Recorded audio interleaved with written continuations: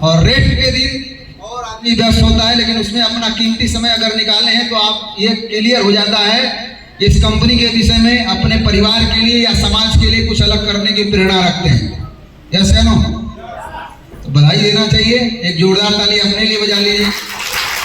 और कुछ लोगों से मैं मिलना चाहूंगा जिनसे हमारी पहली बार मुलाकात हो रही है, वो लोग हाथ उठा लें। पहली बार मिलने वाले, अच्छा काफी लोग हैं जो पहली बार मुलाकात हो रही है। तो जो पहली बार इनसे मुलाकात हो रही है वो कौन है? हमारे मेहमान हैं, इनके लिए जोरदार तालियां होनी चाहिए।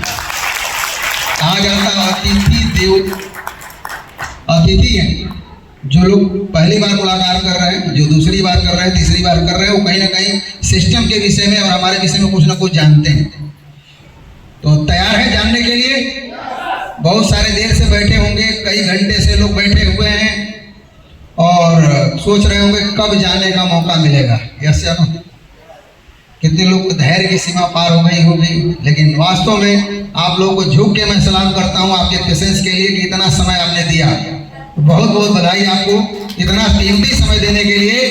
लेकिन अगर आप 5 से 10 मिनट देते हैं तो कुछ चीजें बात मैं बताऊंगा जो अब तक आप प्रोग्राम देखे होंगे, क्या समझ में आया है, क्या नहीं समझ में आया होगा, ये तो आप जानते होंगे। लेकिन मैं कुछ बात कर लूं तो सबसे पहले मैं इंट्रोडक्शन से परिचय देता हूं। मेरा नाम पड़ेगा प्रवीण कुमार और बहुत दूर का नहीं हूं, आपके पास ही का रहने वाला हूं, लेकिन रिसेंटली मैं गाजीपुर से हूं। कहां से? गाजीपुर सुने हैं सभी लोग? सुने हैं? अच्छा, गाजीपुर से भी हूं, गोरखपुर से भी हूं, गोरखपुर से भी हूं। आप कहें, आप लोग कई लोग कंफ्यूज होंगे कि गाजीपुर से भी बता रहे हैं, गोरखपुर से भी बता रहे हैं। ठीक है, तो जहां जहां मकान हो जाता है वहां वहां के लोग हो जाते हैं। Yes sir. तो गोरखपुर में बड़हलगंज का नाम सुने हैं? Yes sir. बड़हलगंज में भी मैं रहा हूँ और बड़हलगंज में भी अपना मकान है। और शायद हो सकता है नाम सुने होंगे उमा इलेक्ट्रॉनिक इंस्टीट्यूट का, आपके गोरखपुर में भी चलता है, ऑल ओवर इंडिया में इसकी ब्रांचेस चलती हैं। तो मैं डायरेक्ट सेलिंग से पहले गाजीपुर जिले के अंतर्गत उमा इलेक्ट्रॉनिक इंस्टीट्यूट चलाता था। अपनी इंस्टीट्यूट है, लगभग इंस्टीट्यूट के लाइन में अगर बात करें तो 24 साल का समय दिया हूँ। कितने साल का? 24 साल। अब बहुत सारे कंफ्यूजन हो रहा होगा कि उम्र ही कितनी है कि नहीं? बात अंदाज लगा रहे होंगे। उम्र की अगर बात की जाए तो 43-44 साल उम्र है और व्यक्ति कोई आगे बोलता है मैं 24 साल एजुकेशन फील्ड में हूँ। तो मैं आपको बताना चाहता हूँ जिस समय मैं हाई स्कूल में था उस समय मैं पढ़ाना शुरू कर दिया था, हाई स्कूल क्वालिफाई करने के बाद। समझ रहे ना? 97 से लगातार एजुकेशनल फील्ड में था। कब से? 97 से। और अच्छा खासा चल रहा था। क्यों मैं ये बात बताना चाहता हूं? क्योंकि चीजें आपको समझ में आनी चाहिए कि ये डायरेक्ट सेलिंग है क्या। तो पहले हम अपने विषय में बताएं कि मैंने क्यों डायरेक्ट सेलिंग चुना, है कि नहीं? यानी एक व्यक्ति जो किसी भी प्रोफेशन में अगर 24 साल का समय दिया है और वो व्यक्ति किसी दूसरे प्रोफेशन को स्टार्ट करता है जीरो से, तो बहुत कम लोग मिलेंगे आपको ऐसे मार्केट में, है क्या? ऐसा कोई आप होगा आपके पास जो 24 साल से दुकान चला रहा है, उसको कहिए कि अपनी दुकान बंद करके आ जाओ, आएगा? आएगा?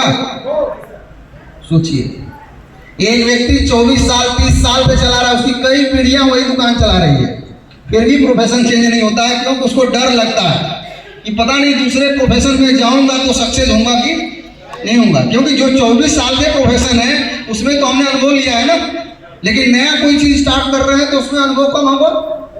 तो दोनों चीजें रिस्क है। तो मैंने एजुकेशन फील्ड में काम करता था। देखा जाए तो सामाजिक काम करते हुए हमको समझ में आया कि डायरेक्ट सेलिंग भी एक सामाजिक काम है और दोनों में अंतर हमने बड़ा तुलना किया, अंतर किया कि क्या चीजें डायरेक्ट सेलिंग में हो सकता है और क्या चीजें वहां हो सकता है। और सबसे ज्यादा जो सीख मिली, कोरोना काल देखे हैं सभी लोग भाई साहब। कोरोना काल में अच्छे अच्छे स्कूल और कॉलेज बंद हो गए। हमारा भी इंग्लिश मीडियम स्कूल चला करता था, मैंने बंद कर दिया। इस कोचिंग चलती थी, बंद कर दिया, जहाँ लाखों रुपए की पूंजी लगी थी। यानी जिस धंधे की शुरुआत 24 साल मैंने किया था वो धंधा कोरोना काल में कहाँ आ गया? जीरो पर। और वही समय सोचने पर मजबूर कर दिया कि कुछ ऐसा काम किया जाए कि कोरोना काल दिया जाए तो बिजनेस चलता रहे। जानते चाहते हैं? तो मैंने गाजीपुर के लिए अंतर्गत डायरेक्ट सेलिंग इंडस्ट्री का अनुभव लिया। मैंने भी बहुत सारी कंपनियों में देखा क्या होते हैं, पहले अनुभव नहीं था, अनुभव लेने के बाद ही स्टार्टअप किया जाता है। तो मैंने शुरुआत किया इस सिस्टम का, जिस सिस्टम का प्लान आप यहाँ पर देखे होंगे, उस सिस्टम की शुरुआत ज्यादा दिन नहीं हुआ, मात्र अभी 3 साल पूरे होने जा रहे हैं वर्किंग को। कितने साल? अभी सितंबर में 3 साल कंपनी पूरी करेगी, ठीक है। वर्किंग मोड लगभग लाए हुए हो गए, लेकिन कंपनी अभी 3 साल पूरे करने वाली है। और आपको बताते हुए खुशी होती है कि आज 3 साल के अंतर्गत लगभग 30,000 लोगों से ज्यादा का हमारे पास नेटवर्क है। कितने? समझ रहे हैं? ऐसा नहीं कि आप यहाँ बैठे हैं 100-200 लोग, तो यही नेटवर्क है, बहुत बड़ा नेटवर्क है। और जहां अब तक आपने मार्केट में बहुत सारी कंपनियां देखा होगा, कोई कंपनी आई होगी, बताई होगी दिल्ली से है, कोई आई होगी गुजरात से है, कोई आई होगी बंबई से है, कोई आई होगी विदेश से है। यस या नो? कोई ऐसी कंपनी नहीं मिली जो बोले पूर्वांचल से है। तो मैं बोल सकता हूं गाजीपुर उत्तर प्रदेश पूर्वांचल की धरती की पहली कंपनी है जो डायरेक्ट सेलिंग में इतिहास रचने का काम कर रही है, ठीक है। आप काम करेंगे कि नहीं करेंगे वो आप जानते हैं, लेकिन अगर पूर्वांचल की कोई चीज है, अगर हमारे घर की चीज है, तो उसको प्रमोट करना चाहिए कि विदेश की चीज को प्रमोट करना चाहिए।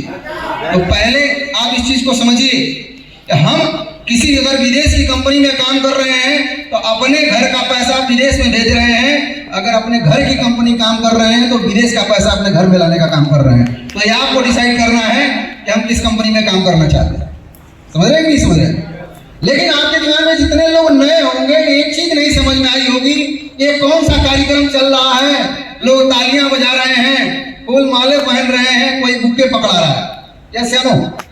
जितने नए लोग होंगे तो खासतौर से उनके दिमाग के ऊपर से जा रहा होगा, क्योंकि ऐसी हम लोगों को भी पहले होता था। जब कोई व्यक्ति नया चीज आता है तो उसके समझ से परे होती है। तो मैं आपको बताना चाहता हूं, कुछ सारांश में बताना चाहता हूं, हम लोग करते क्या, जानना चाहेंगे? हर व्यक्ति काम करता है भाई, इससे पहले तो आप काम करते हैं ना। कोई नौकरी करता हुआ यहीं बैठा होगा, किसी का गार्जियन नौकरी करते होंगे, कोई जॉब करता होगा, कोई बिजनेस करता होगा, कोई होगा, कोई सरकारी होगा। यस या नो? यानी दुनिया में हर व्यक्ति परिवार चलाने के लिए कुछ ना कुछ करना पड़ता है। वो पढ़ता है तो कर रहा होगा या आने वाले समय में करना पड़ेगा। अगर आज एक बच्चा है तो उसको भी कल के डेट में परिवार चलाने के लिए कुछ ना कुछ करना पड़ेगा। तो काम कितने प्रकार के होते हैं? 2 प्रकार के काम होते हैं पैसा कमाने के लिए, एक अच्छा काम और एक गलत काम, बुरा काम। तो हम लोग कौन सा काम कर रहे हैं, अच्छा कर रहे हैं कि बुरा कर रहे हैं, ये मैं नहीं बताऊंगा, आप बताएंगे। और यकीन मानिए, आपने अगर साबित कर दिया ये काम अच्छा नहीं है तो आज के आज पूरी कंपनी को बंद कर दूंगा मैं। समझ रहे हैं नहीं समझ रहे हैं?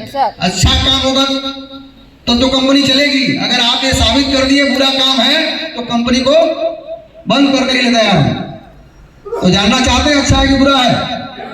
अब अच्छा और बुरा क्या होता है? हर काम में पैसा आता है, बुरा काम करके भी लोग पैसा कमाते हैं और अच्छा काम करके भी लोग पैसा कमाते हैं। लेकिन अच्छा और बुरे की पहचान 2 होती है। जिस काम को करने से किसी का नुकसान हो वो बुरा काम है। अपने पास तो जेब में आए, अगर किसी के पॉकेट मार के जेब आ रहा है तो उसका क्या हो रहा है? नुकसान हो रहा है। समाज का नुकसान हो, हमारे देश का नुकसान हो, वो काम बुरा काम हो सकता है। लेकिन हमारे माँ बाप ने एक ही शिक्षा दी है, बेटा कुछ भी हो जाए कभी बुरा काम मत करना।